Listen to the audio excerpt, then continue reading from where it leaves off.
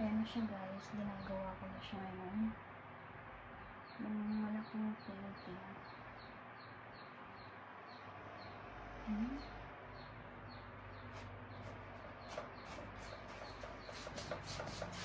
Oo, ganito na gagawin natin. So, binabasa ko siya sa tubig para magkagat ng kanyang kulay.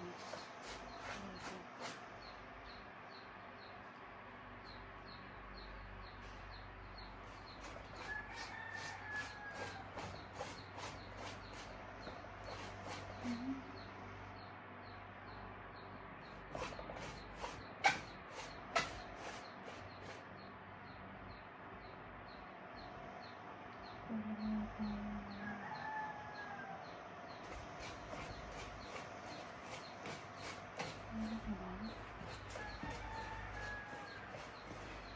So, ang gagawin ko dito, hatiin ko yung kulay pink.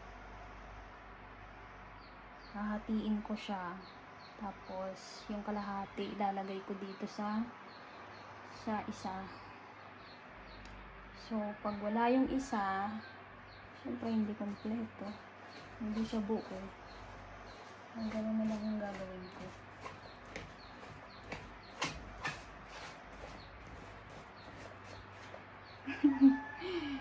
Yun lang guys.